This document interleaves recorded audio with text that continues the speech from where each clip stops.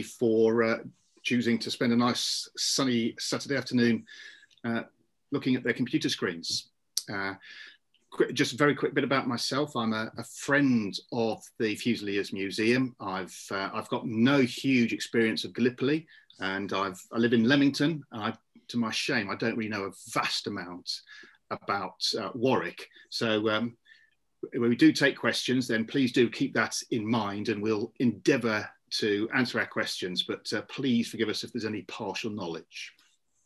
I'm going to be spending about the next hour or so, maybe a little bit longer, talking to you about Warwick and its connection with Gallipoli. So we'll crack on with that. As Ian mentioned, it's a virtual tour. We'll be doing some Gallipoli overview very briefly, look at the connection between Gallipoli and Warwick, and part of that will be the tour where we'll walk around Warwick together for about 45 minutes. Then I'll give you some further information, and at that stage I take or attempt to answer any questions that you may have, although Ian will almost certainly have to dive in to help me if there's anything too specific about Gallipoli.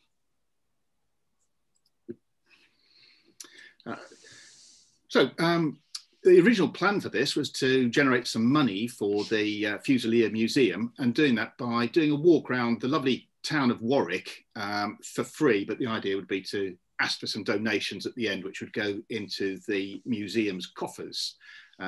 Obviously, COVID-19 has put pay to that, so Ian came up with the idea a few months ago about doing a virtual tour instead, seeing as how much of our life is now lived through our computer screens. It seemed like a very good idea. So this is the result of it. And what do we mean by a virtual tour? Well, it's basically just a multimedia presentation using some imagery, some videos, old photographs, new maps, old maps, and a couple of presentations as well to give some context to what we would see as we walk around Warwick. Obviously, a big limitation that I'd love to show you around Warwick, because it's a charming town to those of you who don't know it, and so it's a great shame we can't go around the town ourselves. However, there are quite a few opportunities that we can add by making it virtual. We can add content where it's most appropriate, and also we can jump around the town to make sure the story is coherent rather than backtracking on ourselves too much, which obviously would become distracting for real. Now, for our first presentation, because I realise that not everybody knows a vast amount about Gallipoli, we're going to use our resident expert, Ian Binnie, who's going to gave the excellent talk that we've just enjoyed for the last hour, and with his hat of the Education Development Officer for the Gallipoli Association, he's going to give us a 10 to 15 minute overview of what the Gallipoli campaign involved.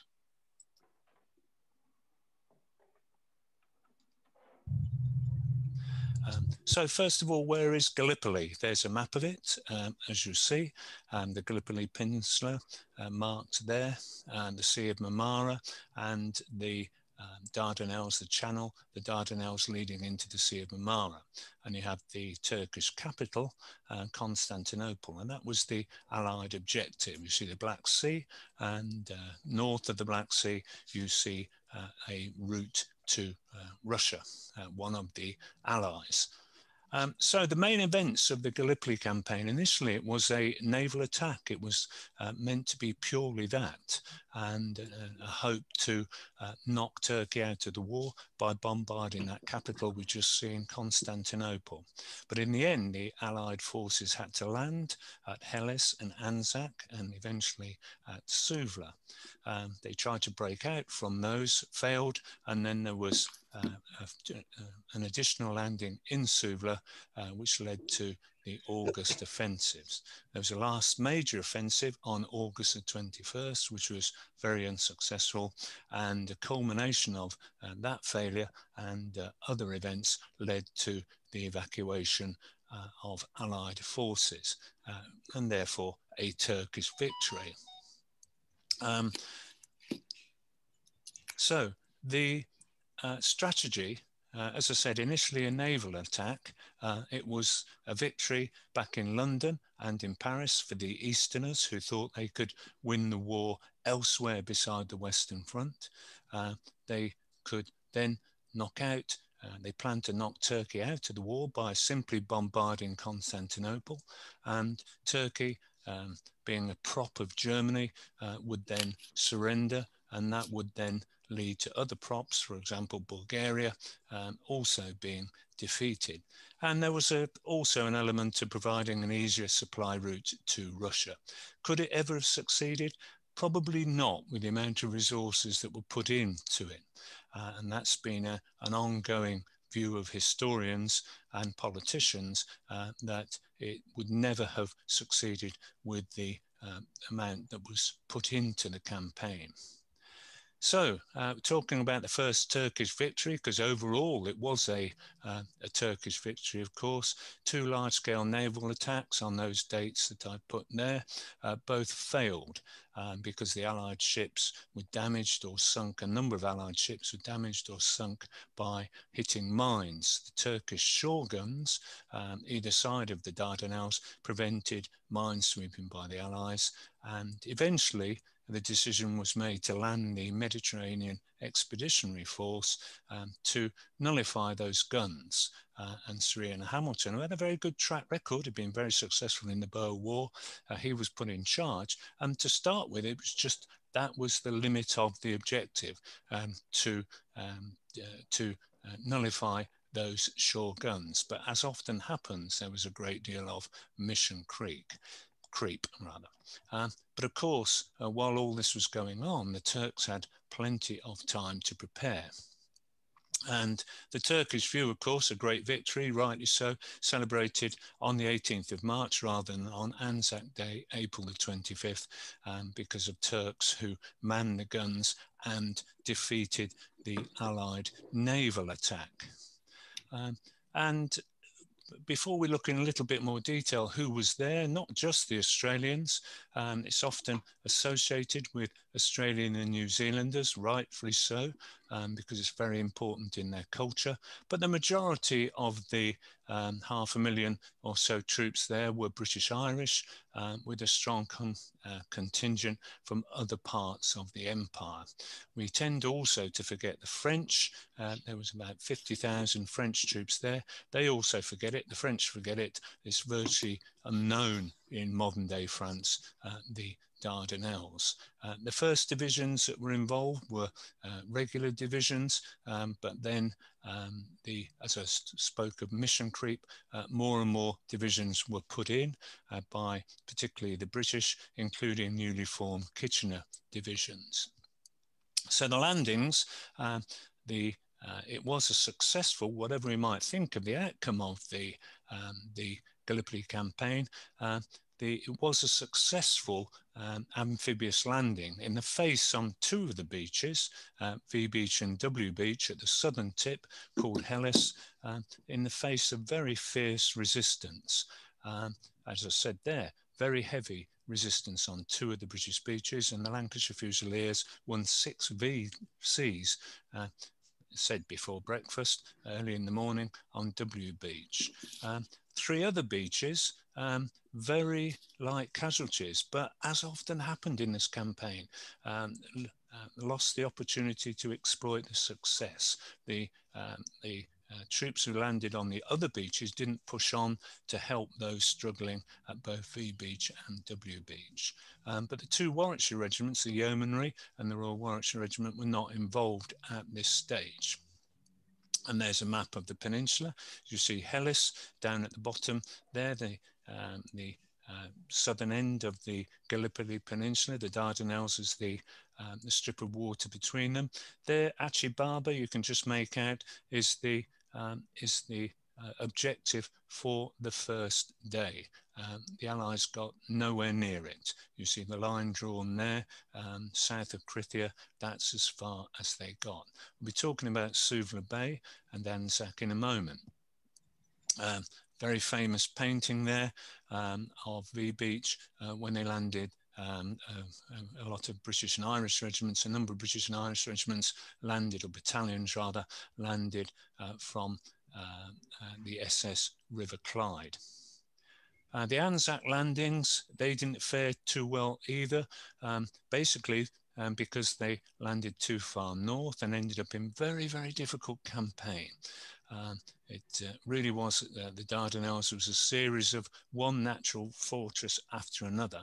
The troops became entangled. They took many hours before they were able to move haphazardly towards their objectives. By that time, the Turks had organised their resistance under one particularly very good general, Mustafa Kemal, who became Kemal Ataturk, the father of modern day Turkey, organised fierce resistance and counterattacks, and so much so that at one time Birdwood, the Australian general, contemplated evacuating, but they hung on. But they were always hemmed in a very, very small beachhead. And there's a painting of them arriving. See the naval support. Naval support wasn't always particularly effective. Naval gunnery was not always effective. So unfortunately for the Allies, fortunately for the Turks, it developed into stalemate, very similar stalemate that you'll find on the Western Front. Both sides facing each other across no man's land and a line of trenches. Costly battles at that southern end at Hellas, Krithia and Gully Ravine. 9th Battalion Royal Warwickshire Regiment were involved in these. Often these Allied assaults, badly planned, badly carried out, inadequate artillery support. Many of the divisions that arrived over the period of time didn't have their artillery with them because there wasn't room to deploy them, and there was an over-reliance on naval bombardment, which was very ineffective at times. The Anzacs, as I said, hemmed into 1.5 mile beachhead, huge mountainous terrain to try and capture, and they failed. The Turks, of course, they counterattacked and suffered heavy casualties as well. It just wasn't the Allies suffering heavy casualties, it was the Turks as well. And a familiar picture, there's a picture of the aftermath of an attack on the Turkish trench lines by the Allies across the flat land approaching. You can see Krithia in the distance, the trees in the distance, but they failed to capture that, which was one of the objectives on the first day. So the Suvla landings, Hamilton, to his credit, tried a new landing further north behind the Turks at Suvla Bay, catching them by surprise. They were virtually unopposed. There were some casualties from snipers and desultory artillery fire, but virtually unopposed. But again, poor leadership meant the opportunities were lost. General Stopford, in charge of the 9th Corps, which was the unit that landed in Suvla, really failed to make the most of an opportunity of landing behind the Turks and catching them by surprise. And in the end, it became the same depressing, grinding, attritional battle to capture the high ground where they're surrounded by. And the Warwickshire Yeomanry were involved in those initial attacks. And there's a picture which really sums it up. That's not a picture of an army forcing their way inland. Because of lack of orders and confusion at the top, leadership really was very poor. They really failed to move on and make the most of the opportunity that they found themselves with. Supporting the Suvla landings, large-scale offensives from both Hellas and from Suvla, there was some success at Gully Ravine, but again, similar picture, attacks on trenches, not supported enough with artillery, leading to heavy casualties. In the north, Allied troops cooperating, the 9th Battalion Royal Warwickshire Regiment, cooperating with the Anzacs, managed to seize part of the main mountain range, Chinook Bear, and could look down onto the Dardanelles, a real objective, but they were driven off with heavy casualties. And despite the limited success, casualties very, very high and little changed. Hamilton, tired of his officers, they were foisted on him, they weren't hand-picked, and 6 of them, including Stopford and Hunter Weston, who has a reputation as being one of the most incompetent generals of World War I, were dismissed. He then chose to launch one major offensive, which on the Suvla front on the 21st of August, again, futile, badly coordinated attack leading to very heavy casualties. Hamilton was replaced soon after, and his military career ended. And then we ended up with a very unpleasant deadlock, very similar to that on the Western Front. By that time, Allied politicians, tiring of the campaign, they'd put more and more, Kitchener had put more and more British troops in, agreed to send in more and more divisions without success. Some of these divisions were removed and sent to Salonika.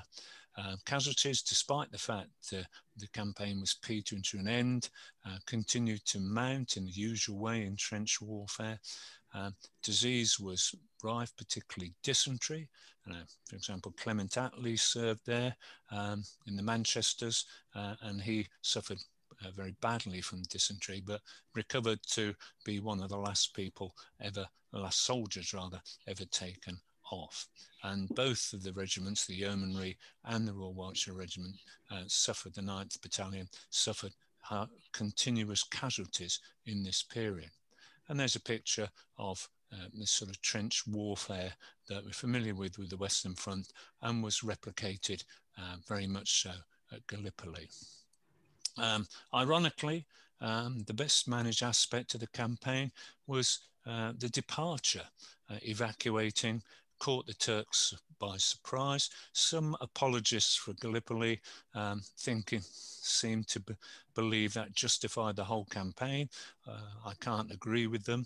An evacuation isn't a victory. Excuse me.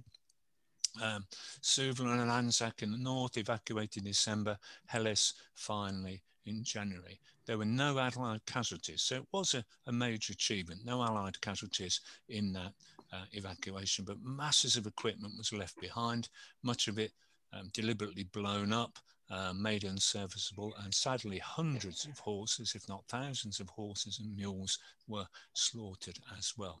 So no way around it. It was a strategic defeat for the Allies. Ian, thank you very much indeed. I mean, that's for such a complicated campaign to have an introduction to it, to cover it in 15 minutes, I think is excellent. So thank you very much. Please remember to the units that Ian mentioned in that, there's the 1st Warwickshire Yeomanry and also the 9th Battalion of the Royal Warwickshire Regiment. And we're going to be coming back to those in due course. But now I'd like to transport us back from the Dardanelles to Warwick, and we'll just orientate ourselves around Warwick.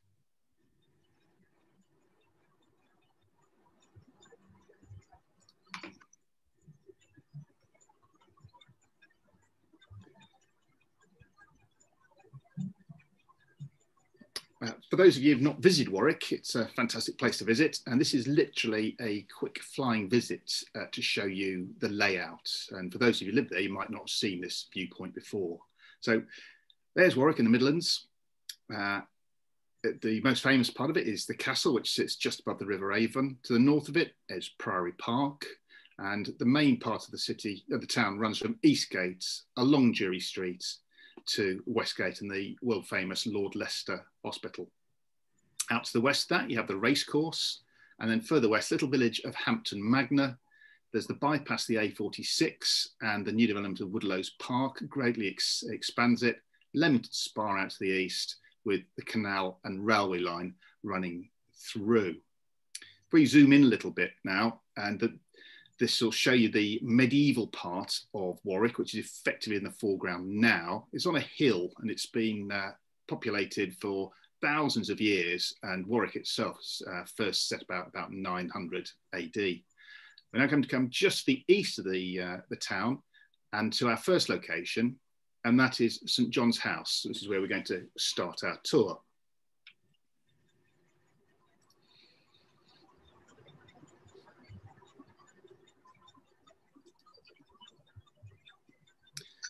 St John's House, it was created by William de Beaumont, who was the Earl of Warwick, and the aim of it was to help the local poor and ill and to provide casual overnight board and lodging for impoverished travellers such as pilgrims.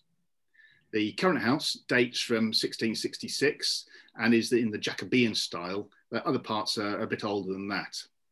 Sometimes it's been a private residence, but for a large part of its history, it's been connected with caring or providing for the local community. It's currently home of the Fusilier Museum, and Stephanie Bennett, the curator of the museum, will now describe the workings of the museum in detail.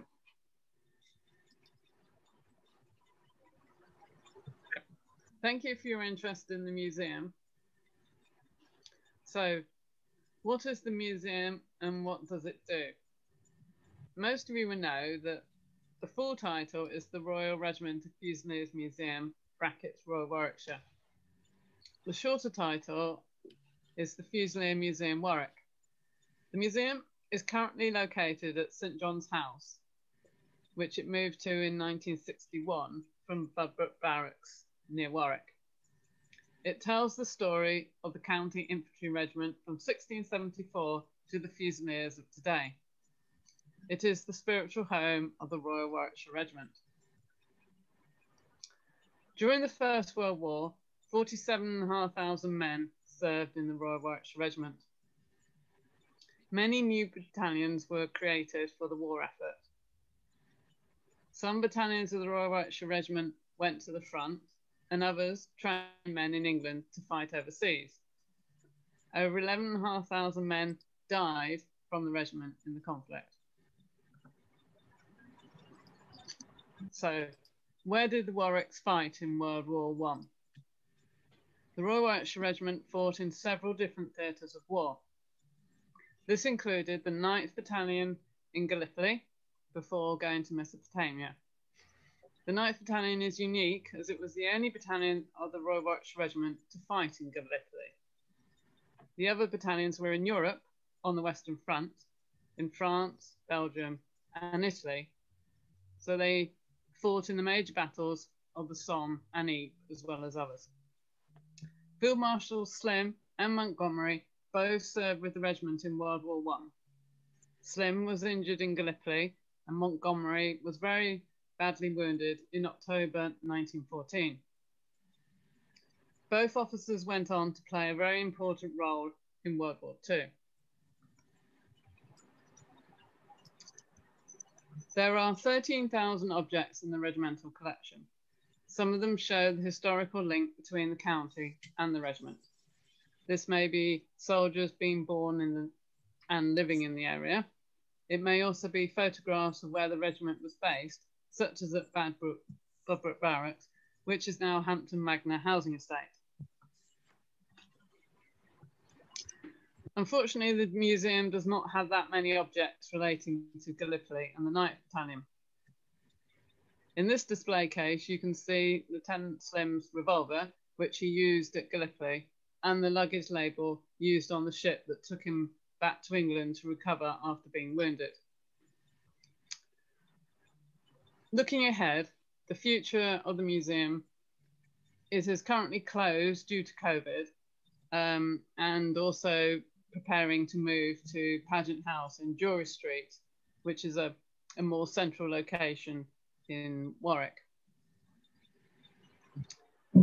In the new museum, there will be the opportunity to discover exciting new displays. It is anticipated that the museum will reopen probably in March 2022. But do look out for updates during the year to find out what's happening. The museum can still be contacted about family history research, the shop, and there will be an outdoor event at St John's House on Saturday, the 17th of July, COVID restrictions permitting.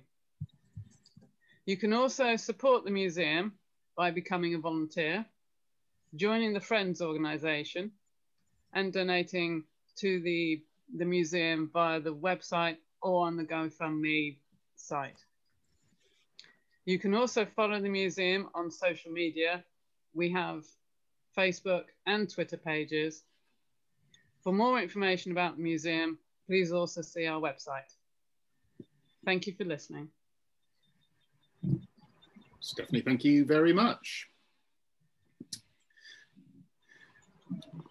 As well as being, for the time being, as Stephanie said, housing the Fusilier Museum, it goes back before the First World War. St John's was also the headquarters for the Warwickshire Yeomanry. And that's one of the units that Ian Binnie mentioned in his Gallipoli video. We're going to learn a bit about this regiment now.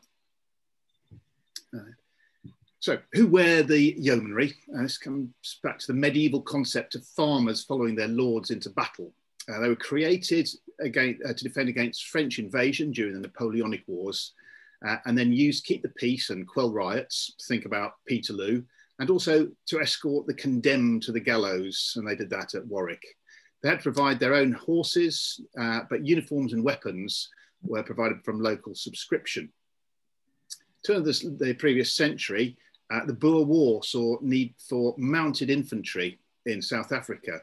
And here you see a depiction of the yeomanry being used not as cavalry, but as mounted infantry. After the war, the reforms saw the yeomanry become part of the territorial associations. We are now going to start our walking tour, and we're going to meet a yeoman in 1914. So from St John's House, we're going to walk westwards back towards the town, and that's what it would have looked like in 1914. And we're not going very far on this. It's only about 150 metres towards the town centre, and then we're going to be stopping.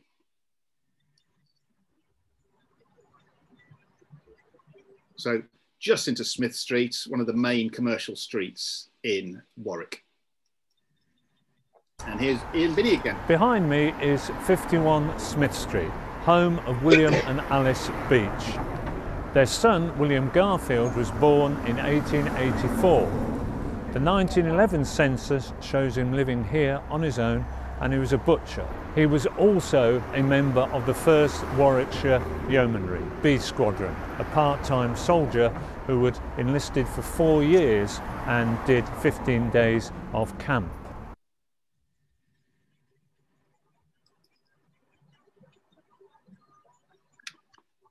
So why would people like William Garfield Beach volunteer for the yeomanry? Bit of comradeship maybe, bit of excitement if you're a poor working man, and also fitted in pretty well with the Edwardian culture, which is a lot more militaristic than we see today. The regular armies looked down on the territorial force and the yeomanry, but their job was to defend the UK if the regular army had to deploy. So here you can see them out on their camps, their annual camp, and very much like today's TA. As part of his duties, William Beach would have had to keep this booklet in the top of the pocket of his tunic. And that was worth reading this, that the NCOs and men on receipt of Army Form E635, or on reading any proclamation calling out the territorial force, every NCO and man will immediately prepare himself to join his squadron at squadron headquarters by 3 p.m. on the day following. The dress is going to be service jacket, cap and leggings, brown boots and spurs, also shoulder and waist bandoliers, cloak, rifle and saddlery. Kit, toilet necessities, 1 complete change of underclothing, 1 knife, spoon and fork, grooming kit. Weight allowed by regulations, £25 per man. And in the summer of 1914, Home Rule for Ireland, not war with Germany, would have seen the main threat to people in the UK.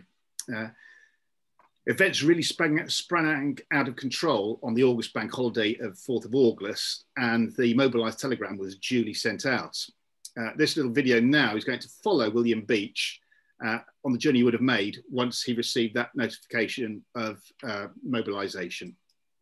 On 5th of August 1914 at William Garfield Beach, now private 2161 Beach, would have walked down here with his kit to spend 4 days here at B Squadron Drill Hall. He would have gone to collect horses and begin his training in St Nicholas Park.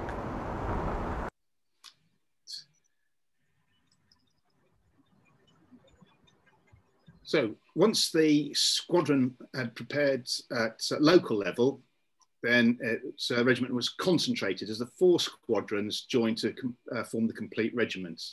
Our tour follows the 300 odd civilians as they turn themselves into a wartime military unit. We're now going to retrace our steps back up to Smith Street, under the medieval East Gate, and then turn into the Butts. And you can see, as well as the video, you can see the little red arrow showing us the path that we're going to be taking through Warwick. Several British towns and cities have streets named Butts, and that comes from the medieval laws requiring Englishmen to practice archery.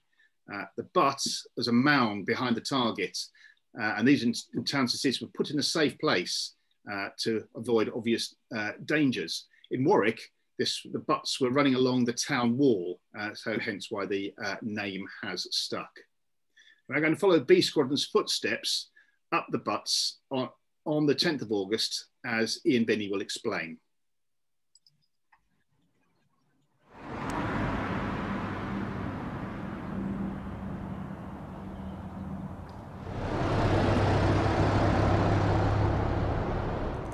On the 10th of August 1914, the 4 squadrons of the 1st Warwickshire Yeomanry concentrated in the town. As we've seen, B Squadron were already in Warwick. You can see them here now. The other squadrons joined them. B Squadron from Birmingham, C Squadron from Coventry, and D Squadron from Stratford-on-Avon. Together, they got ready to go to war. And we're now going to follow the Yeomanry as they continued that journey of concentration. From the Butts, they headed north up the Butts, then just around the corner into the Market Square. Again, this is all on the 10th of August, and there you see an aerial photo from approximately 1914. This is Market Square, where the regiment gathered. You can see them here on the photograph on the 10th of August 1914. The fountain is no longer here, but behind me you can see the museum, which was then the Market Hall. Regular regiments only had 3 squadrons, so A Squadron was merged in with the other 3. The newly constituted regiment set off for Shire Hall. 2 days later, the majority of the soldiers volunteered for overseas service.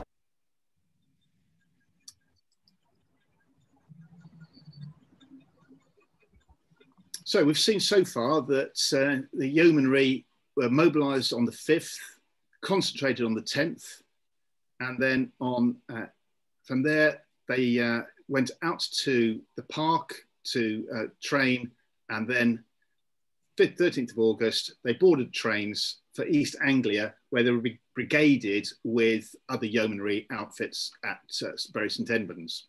And the yeomanry, of course, they were a volunteer unit and a cavalry unit. There they are on parade. They expected to fight the Germans when they all volunteered for overseas service. That is them later on, not at Gallipoli. That's how, even though they were going off to the Middle East to fight the Turks, that's how they thought they would be fighting.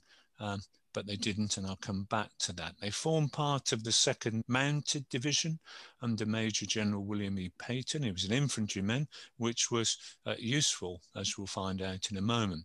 They also sailed from Avonmouth and arrived at Suvla on the night of 17th and 18th of August, going via Alexandria and then Mudros.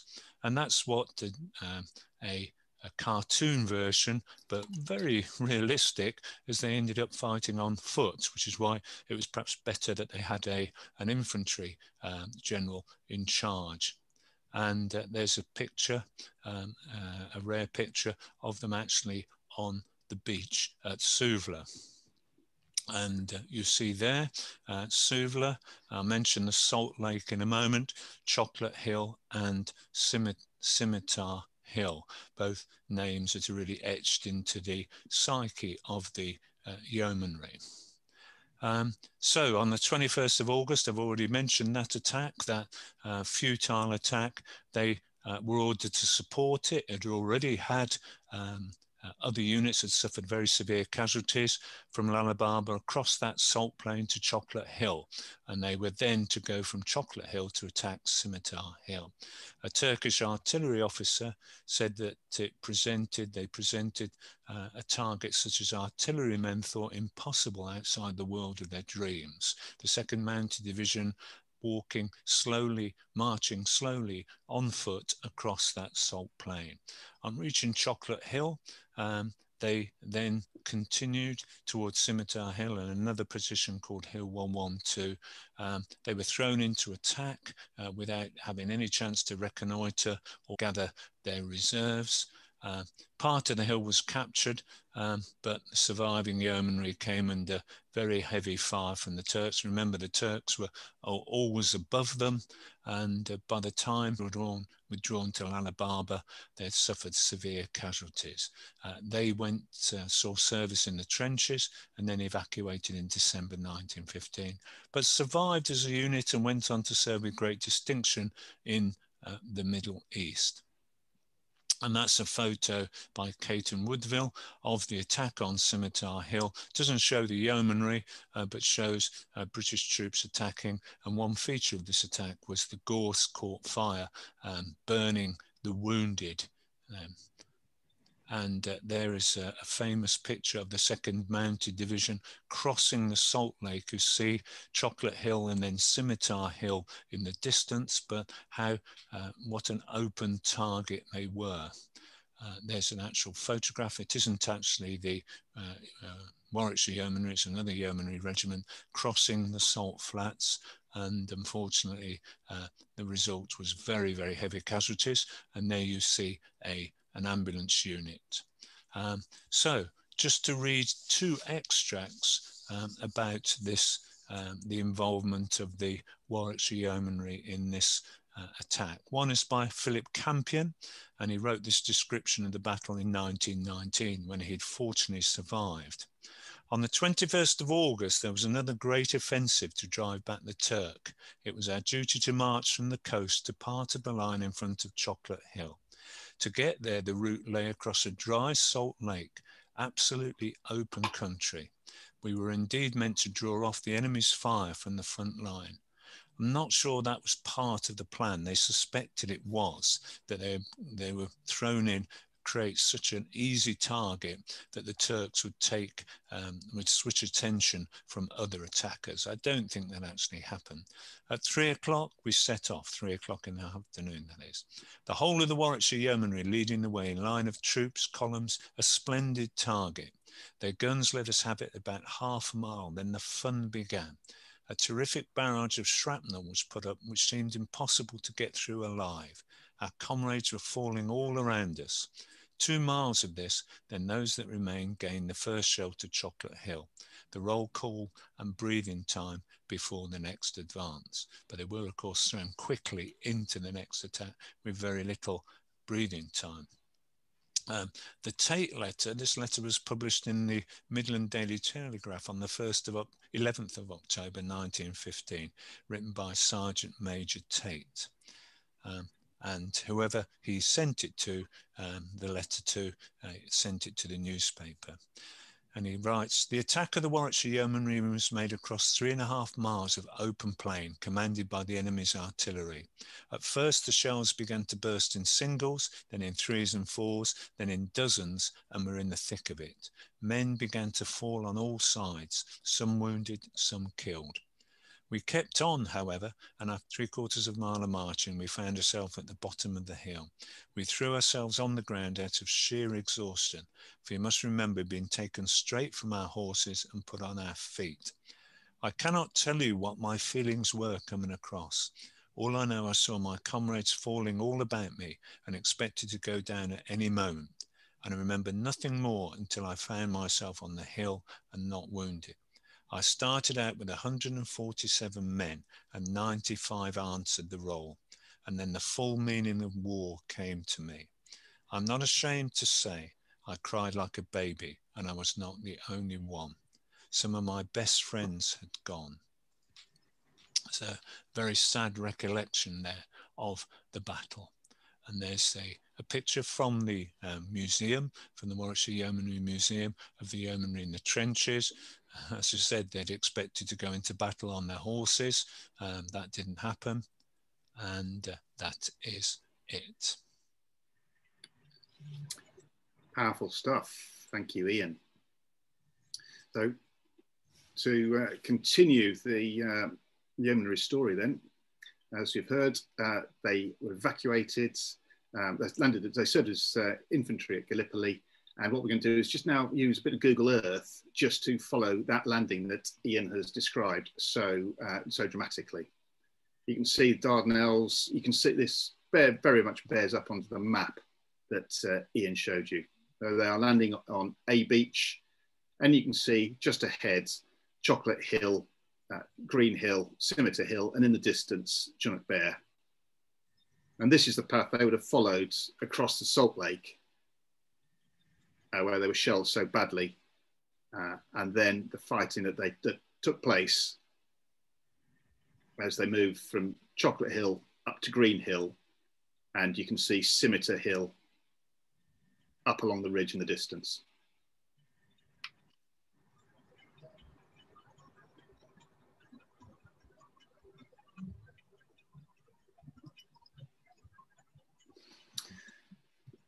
They landed with 308 men. Only 15 other ranks were killed, but unfortunately one of those was William Beach, who we saw earlier. We've got no photograph of him, so all that remains is his casualty card, which just said he was killed in action on August the 31st.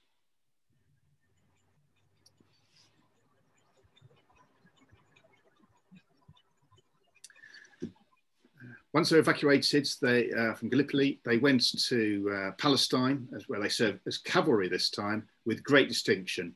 But by January of 1918, they were back on the Western Front and had swapped their horses for machine guns, a reflection of the changing nature of warfare. And if you want to see any more about this, then strongly recommend the Yeomanry Museum. And Philip Wilson has been very, very helpful with all the information he's given on that.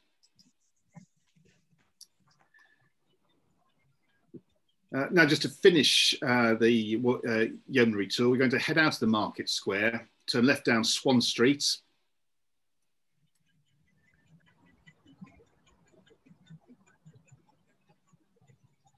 down to High Street, and then turn left to the junction with Church Street and Courthouse.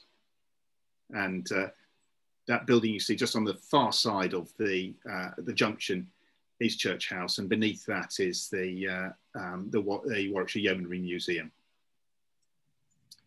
Now we're going to consider the other military units from Warwickshire who was involved at Gallipoli. And that's the 9th Royal Warwicks. The Royal Warwickshire Regiment was initially raised to fight as mercenaries in Holland. It fought many campaigns throughout the years, Battle of the Boyne, the American War of Independence, the Peninsular campaigns, for example. In the 18th century, reforms linked the regiment to Warwickshire, and hence you see Warwickshire on its link there.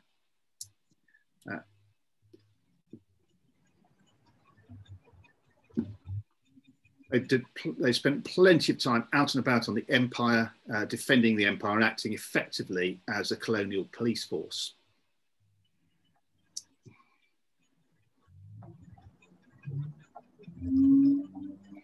After 1908, they are in a standard formation. No, excuse me. Just go back. So by 1908, after the reforms of the Boer War, they were very much a standard, very senior regiment, having 2 battalions of regulars, one of whom would be at home, another one overseas defending the empire. It'd have 2 special reserve battalions back in the UK and 4 battalions of territorials, part-time soldiers, very much like the yeomanry were. However, when war came, and this is where we fit into the 9th Royal Warwicks, approximately 500,000 men joined the British Army between the 4th of August and the 12th of September 1914. They had to go somewhere. So answering Kitchener's call, they formed a new army. So they were going to become service soldiers to serve for the duration of war or for 3 years. And the 9th Service Battalion was one of the first Kitchener Army brigade, battalions, part of the 39th Brigade of the 13th Western Division. We're now going to take a short walk to meet one of them. And it's literally just down the road. And we're going to have a talk from the great niece of Second Lieutenant Alfred Kemp. That's Juliet Homer, who's going to give us this video talk. My name is Juliet Homer. My great-uncle, Alfred G. Kemp, was a second lieutenant in the 9th Battalion of the Royal Warwickshire Regiment. And at the age of 28, he was killed in action on the 10th of August 1915 at the Battle of Sari Bair, Gallipoli. At the time, his parents, Thomas and Emily Kemp, my great-grandparents, were living in this house, number 10 Jury Street. He also left behind his brother Cuthbert and his sister Nancy, who was my grandmother. Educated at Warwick School, where his name is on the memorial board in Chapel, as well as the memorial in Church Street here in Warwick, his obituary describes him as one of the most dashing and popular officers of the battalion. His name is listed on the Helles Memorial in Turkey.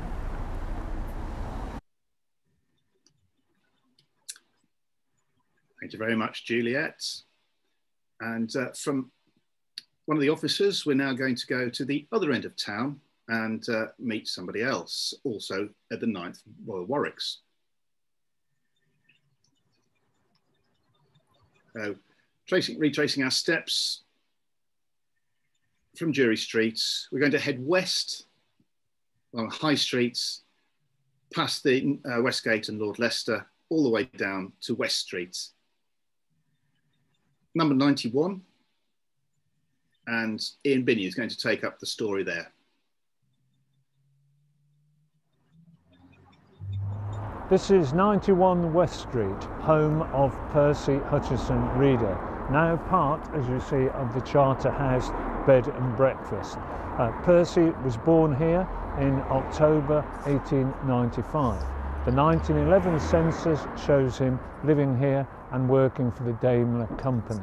He volunteered, as did many, for the 9th Warwickshire Regiment, obviously answering Kitchener's call.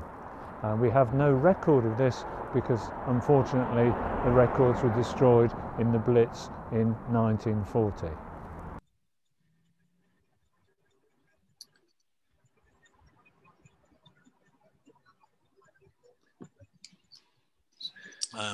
The 9th Service Battalion, Royal Warwickshire Regiment, that was the only battalion of the Royal Warwickshire Regiment that was present during Gallipoli, joined the 39th Brigade of the 13th Western Division, and went via Avonmouth, as many of the units did, via Mudros or Lemnos. Mudros, in the case of the Royal Warwickshire Regiment, landed in Helles, spending 2 weeks in the trenches. A difficult 2 weeks, quite heavy casualties, even though it was almost all quiet on the Helles front, and the CO, Colonel Palmer, was killed by a Turkish sniper. The battalion was drawn to Lemnos, and then they landed at Anzac Cove to support the Anzac attack in support of the Suvla landings. They took part in the attack on Seri Bear, managed to get close to the summit, some of them, as I said, managed to look down onto the Dardanelles over the other side, but they were driven back. And they spent very, very uncomfortable time in an area called the Farm under continuous Turkish fire, being attacked continually and shot at continuously. They suffered so many casualties. There were no officers left, only 288 other ranks left, and they were taken back to and put in reserve. And like many of these regiments in this downtime, if you can call it that, in the Gallipoli campaign, they alternated between being in reserve and serving in the trenches. But even during the quiet times, casualties steadily increased. And as the weather got worse, many soldiers succumbed to illness and transferred to Suvla again, and then fell victim, as many units did, to a terrible storm in the area. And I'll read you some of the war diary in a moment, with trenches literally being washed away, and then followed, to add to the discomfiture of the soldiers, by a tremendous blizzard, and some soldiers actually died from exposure. They were moved to Helles again, and even in that period, as they were starting to pack up, suffered casualties, ongoing casualties.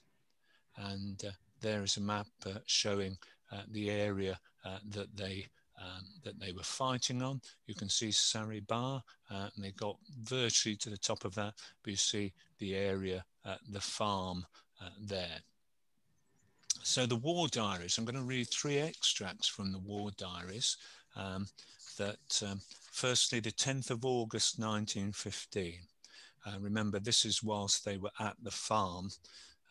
Early in the morning, the Turks attacked our position with disastrous results for the Warwickshire Regiment. Quite unusual for somebody to say that in a war diary. It was found impossible to hold the trenches with no supports available. The Gurkhas and Sikhs retired, the trenches were enfiladed by machine gun fire, and our men were mown down. For the 27th of November, that's when they're on the Suvla front, it says, in the evening at around 6 p.m, a terrific thunderstorm came on, flooding the whole of our trenches completely, sweeping away all parapets and filling all dugouts, washing away kit, etc., and burying trench stores. This continued up to nearly midnight. And then I mentioned Helles, they were back in the trenches at Helles, 1st of December 1915. Trenches occupied and parapets being repaired, but men in critical condition due to the cold. Some have died of exposure. And an interesting picture, I'm sure it's a posed picture, that is the gentleman who become Field Marshal Slim. I think he's pretending to be asleep on duty for the purposes of the camera. And there's a rare photo of the 9th Battalion in the trenches, familiar, of course, to anybody who knows about the Western Front. And again, quite a rare photo there. I don't think that's Slim there, scratching his helmet. A familiar photo, a sort of rare photo of the Royal Warwickshire Regiment, the 9th Battalion. Thank you, Ian.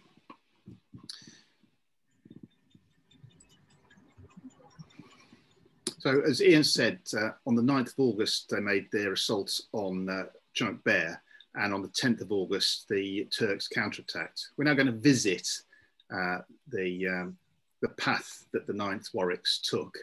And you can see again, we're coming in, this time in through Anzac Cove, and just see the terrain, see how mountainous, see how far above the Turks were.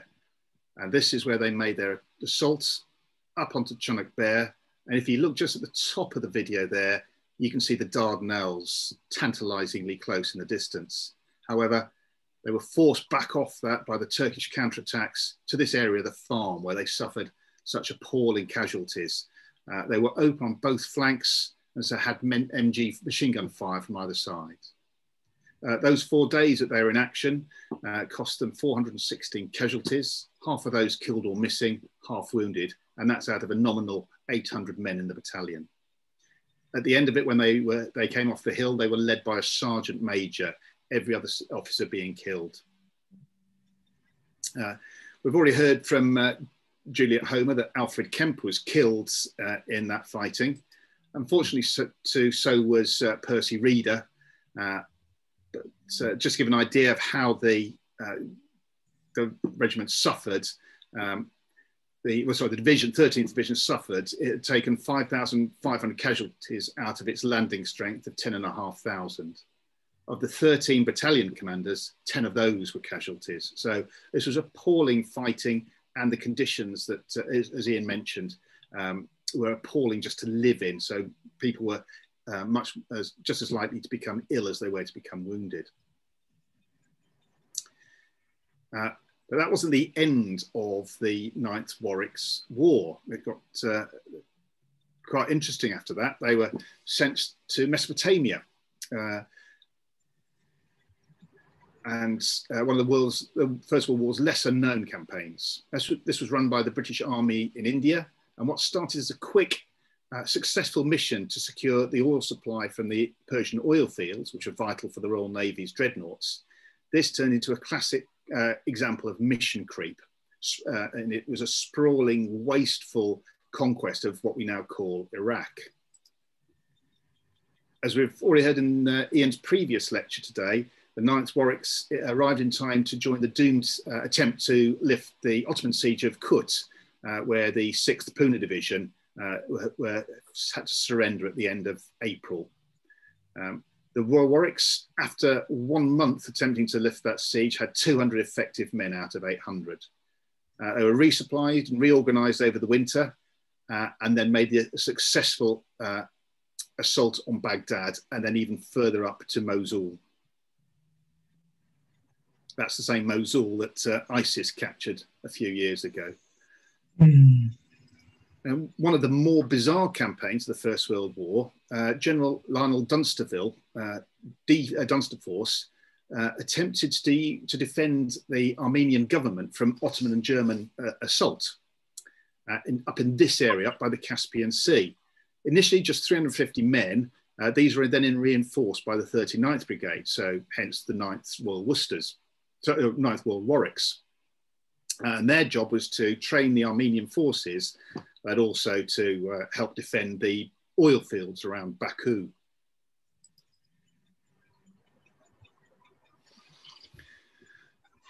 At the Battle of Baku, the Armenians turned around and ran away in the face of heavy Ottoman attacks. So Dunster Force withdrew over the 14th and 15th of September of 1918.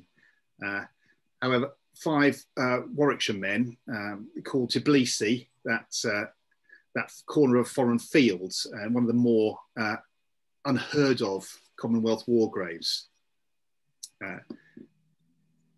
But now we're going to leave, using the magic of our virtual tour, to leave West Street to visit somewhere that all the volunteers, such as Alfred Kemp and Charles Reader, as well as regular old bills and territorials from 1916 would know.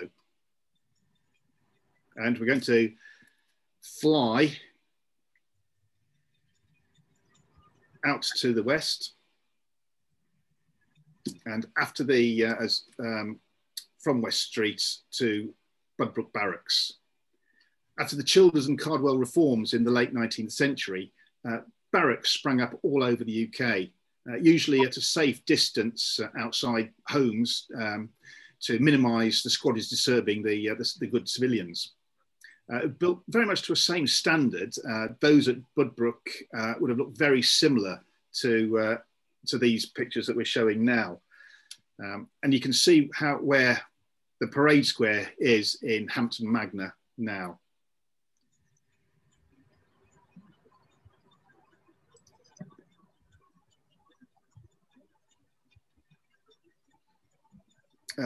Got some photos of typical barracks that were built in 1877. As I said, these are not from Budbrook, but they could be equally well the one has been seen there, and especially the keep at the centre of it. They served as a home to the regiment when not on Empire duty, but also admin centre for reservists and territorial troops, and for processing the many hundreds of thousands of volunteers who flocked to the colours in the autumn of 1914. And we can see here that top photo is indeed a selection of volunteers in 1914 at Budbrook. However, after the Second World War, there was a huge reduction in the numbers of the armies, and a lot of the barracks fell into disuse and disrepair. You can see when it was closed in 1960, it didn't take long for the barracks to fall really into disrepair. And since then, they've been completely demolished, and Hampton Magna has now sprung up in its place. So from Budbrook Barracks, we're now going to fly back into town just to conclude the tour.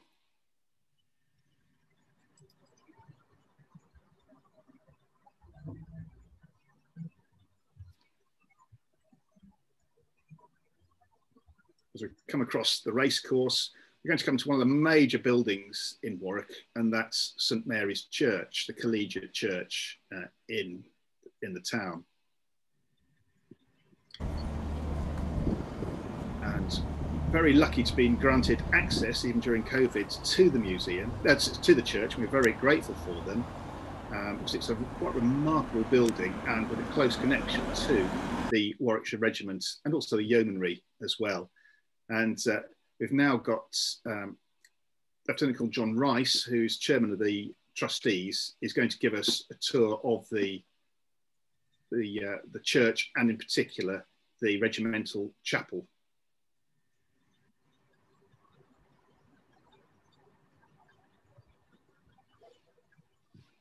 My name is Lieutenant Colonel John Rice. I'm a retired officer, having served previously in the Royal Warwickshire Regiment and more lately in its successor, 2nd Battalion of the Royal Regiment of Fusiliers.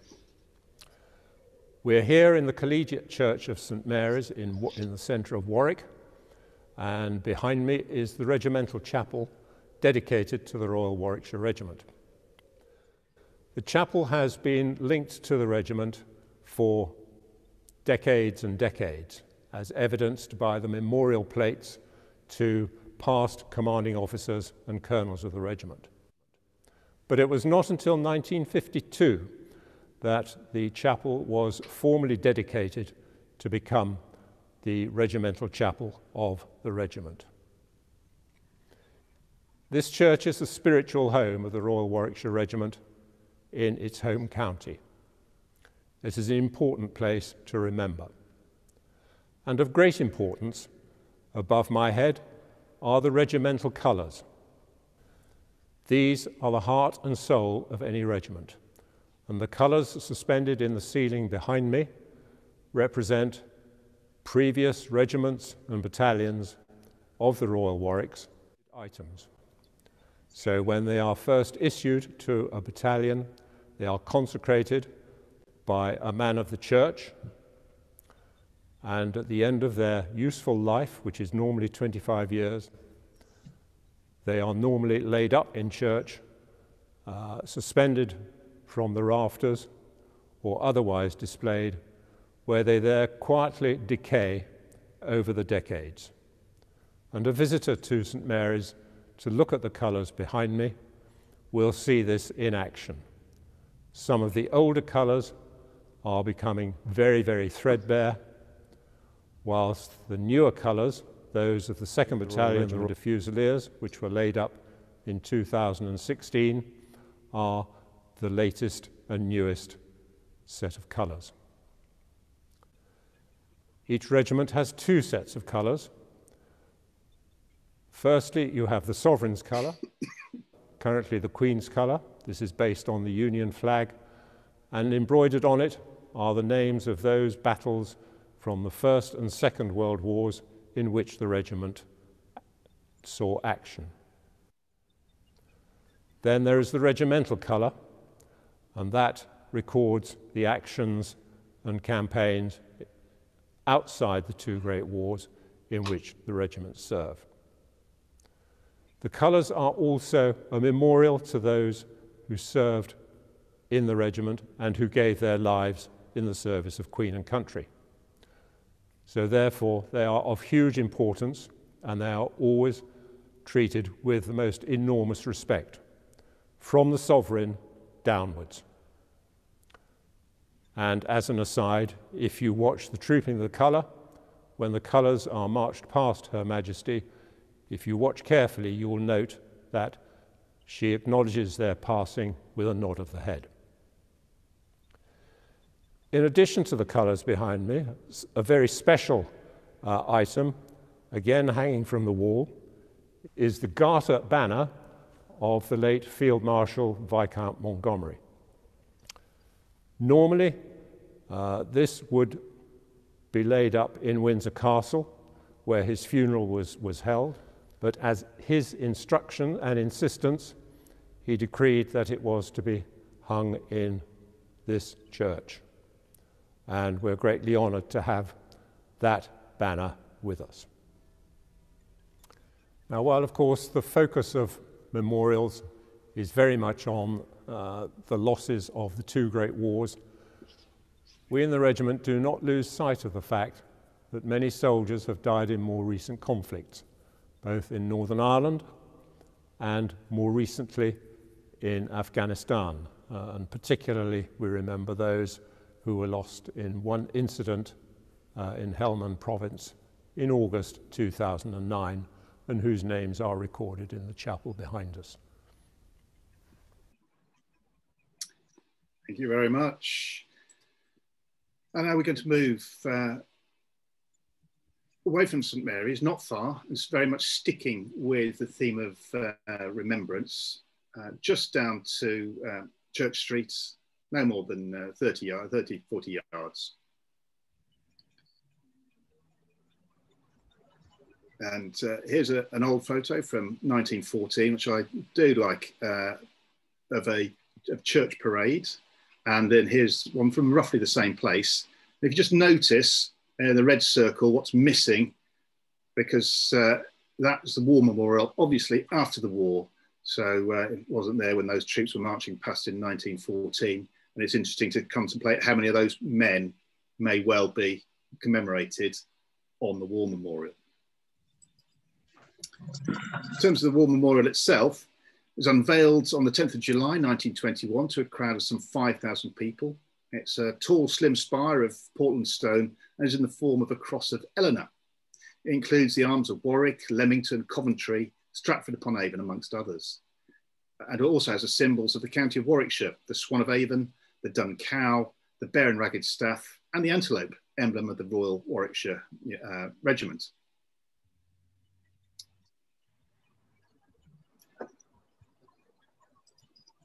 And on there, we've got the plaque to the three men that we're remembering today in particular. That's William Garfield Beach, Alfred Greatrix Kemp, and Percy Hutchinson Reader. And it seems to make sense just to follow those men, just really to finish off this tour. So we're now going to leave poor old William Garfield Beach, who we haven't got a photograph for, who lived at 51 Smith Street, and go from Warwick all the way to where he died.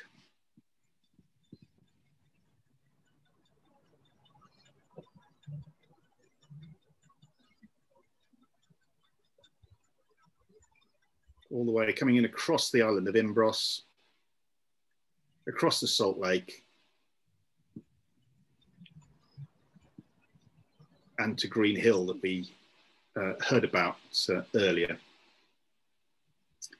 And there is the Green Hill Memorial, and there is the memorial plaque to William Beach. And members from the Warwickshire Yeomanry Museum made this pilgrimage and took these pictures, which I think is really rather touching to show that we do remember these people still. And obviously we've got the 9th Royal Warwicks. There's Alfred Kemp with his platoon. And down from the other end of the social spectrum, we've got Percy Reader. And we're just going to look at where they are commemorated.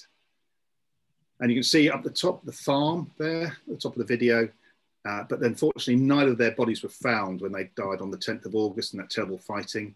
So they are commemorated on the Helles Memorial, rather impressive 100-foot high stone column with the names of some 11,500 men whose remains are never found. And this is down at the very southern end tip of Helles, so that any ship sailing up the Dardanelles that you can see there in the background can see and hopefully remember those men. So that is our tour. We've done a distance of some 3 miles or 5 kilometres. We've covered in years between 900 AD and 1960. We've commemorated 2 units and 1 campaign and 3 men in particular. Strongly recommend that if you're interested in anything that we've been talking about today, that there are some excellent museums in Warwick. There's the Fusilier Museum, the Yeomanry Museum, and of course some excellent places to visit as well. St John's House, St Mary's Church is fabulous, as our courthouse. And then when the Fusiliers Museum reopens at Pageant House, then I strongly recommend visiting there. And I'd happily now take any questions, but as I do so, what I'll do is I'll just leave this